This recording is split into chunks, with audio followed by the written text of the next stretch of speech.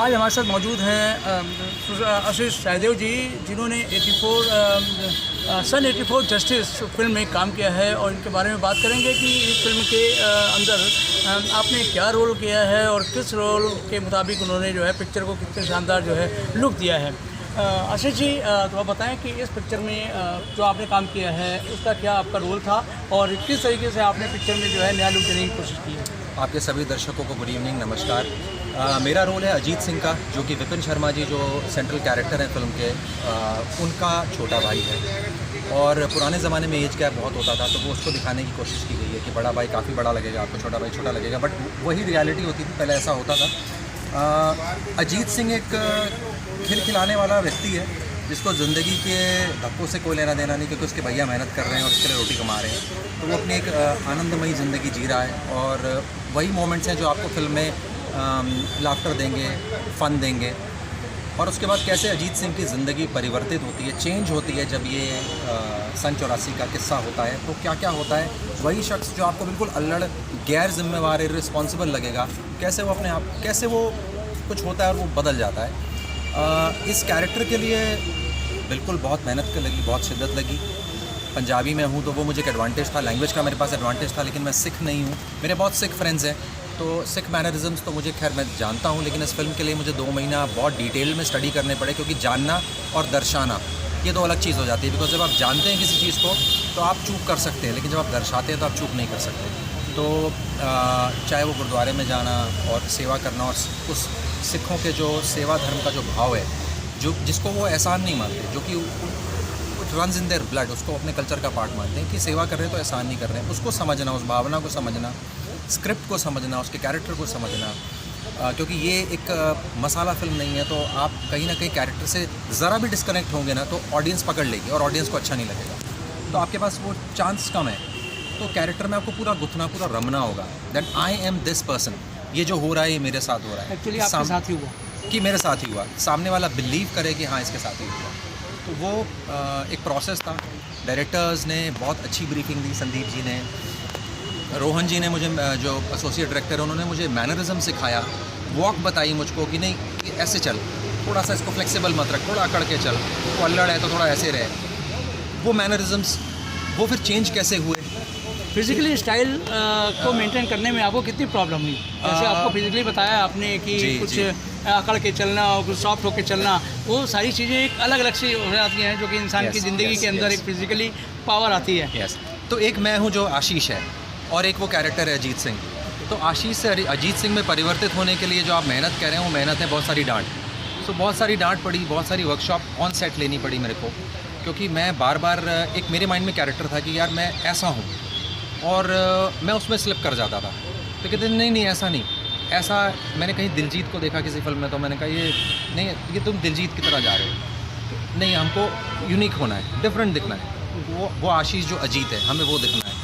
तो उसके लिए ऑफ कोर्स ना सिर्फ मुझे घर में ट्रेनिंग लगी, मुझे ऑन सेट भी ट्रेनिंग लेनी पड़ती थी। मेरा पहला दिन बड़ा चैलेंजिंग था, क्योंकि मेरा पहला शॉट लकीली आया, अब तो मैं लकीली कहूँगा, पर विपिन शर्मा जी के साथ मेरा पहला शॉट था। इतने एस्टीम्ड आर्टिस्ट हैं, इतने बड़े आर्टिस्ट हैं, तो क्या हो रहा है कि वो मुझे जैसी शॉट ले बोले, ओ यार फील नहीं आ रहा आशीष तेरा, यार मैं फील तो पूरा दे रहा हूँ, फिर शॉट शुरू हुआ, यार फील नहीं आ रहा तेरा।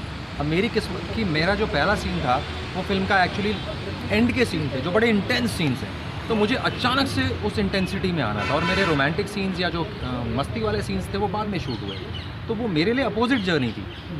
अच्छा, आप अगर कैजुअल एटीट्यूड से सीरियस की तरफ जाते हैं ना, तो आपकी ज़िंदगी में भी ऐसा ही होता है, और आप क्या होता है उसको दर्शाना थोड़ा आसान हो जाता है, लेकिन आप सीरियस से अगर कैजुअल में जाएंगे ना, वो दर्शाना बड़ा मुश्किल हो जाता है, क्योंकि आप उल्टा चल रहे हैं। तो I had to walk the timeline opposite. तो ऑफ कोर्स वो मेहनत थी, काफ़ी डांट थी, लेकिन वो डांट मुझे ऐसे हद तक की भी थी कि लगता था यार मैं सेट से चला जाऊँ। बहुत बड़ी पिक्चर का एक अहम रोल बना दिया आपको। जी हाँ? जी। तो चलिए, अच्छा, अब जो राइट्स आपने जो 84 का जो आपका ये जो जस्टिस है जी, उससे क्या मतलब जो है वो जस्टिस कहाँ तक पहुँचाते हैं आप? जो मतलब बीच में कुछ हादसे होते हैं, हादसे के बाद फिर आपको जस्टिस के लिए लड़ना पड़ता है, और जैसे आज की गवर्नमेंट जो है, गवर्नमेंट ने भी काफ़ी ज़्यादा जो है इग्नोर किया इस केस को, वो पिक्चर में कहाँ दिखाया गया है? देखिए, फिल्म एक ऐसे मोड़ पे रुकती है कि जहाँ हम जस्टिस मांग नहीं रहे हैं। जस्टिस फिल्म का नाम ही है सन 84 justice with a question mark. तो क्वेश्चन मार्क जो है वो ऑडियंस के लिए है क्वेश्चन मार्क, सरकारों के लिए क्वेश्चन मार्क, उन लोगों के लिए जो ऊंचे पद पे बैठे हैं जो इस चीज़ को चेंज कर सकते हैं।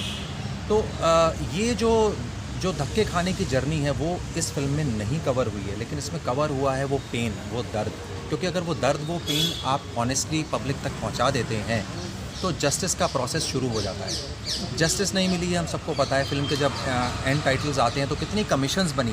इनफैक्ट मैं हैरान था इस फिल्म को करने से पहले कि 50 कमीशंस बनी हैं इसके लिए, और उनके कईयों के तो फाइंडिंग्स नहीं आए, कईयों के फाइंडिंग्स बड़े अच्छे आए लेकिन उन पर एक्शन नहीं हुआ, चार्जशीट्स अधूरी रह गई। तो ये मेरे लिए बहुत एक अंदर से ना हिला देने वाला एक सफ़र रहा, ना सिर्फ मेरे लिए बल्कि बाकी सब एक्टर्स के लिए। क्योंकि सन 84 को आप एज अ बहुत बड़ा किस्सा जो हिंदुस्तान के इतिहास में हुआ ये तो सब जानते हैं, लेकिन उस किस्से के अंदर कितने किस्से थे ये लोग नहीं जानते। तो इस पिक्चर से दर्शकों को क्या मतलब जो है वो मिलने वाला है? दर्शकों को इससे एक जो मूल जो सूत्र है, जो धागा है जो मिलने वाला है वो ये है कि प्लीज़ इसको ये ना समझे कि सिखों की ये फिल्म है, ये सिखों के साथ ऐसा हुआ, ये उसके साथ हुआ नहीं, ये आपके साथ भी हो सकता है, ये किसी और कम्युनिटी के साथ भी हो सकता है। हमें एक दूसरे से मिलके रहना है, हमें एक दूसरे के प्रति ऐसी द्वेष भावना नहीं रखनी है कि किसी की करी हुई गलती के लिए आप किसी कौम को सज़ा दे दें, क्योंकि वो तो फिर कोई भी गलती करेगा, कोई भी अगली चोरी करेगा तो वो किसी कौम का तो होगा ना। अगर हम उसके ऊपर एक टायरेड खड़ा कर देंगे, उसके खिलाफ हम एक जन आंदोलन खड़ा कर देंगे तो हम क्या कह रहे हैं कि ये कम्युनिटी ख़राब है।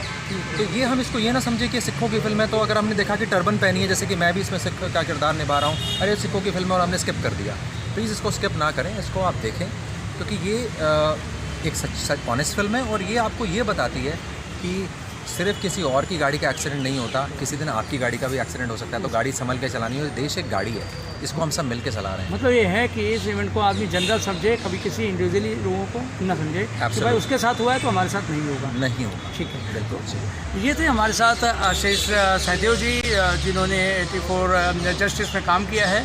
Sunil Mishra, NNOI news agency से, दिल्ली।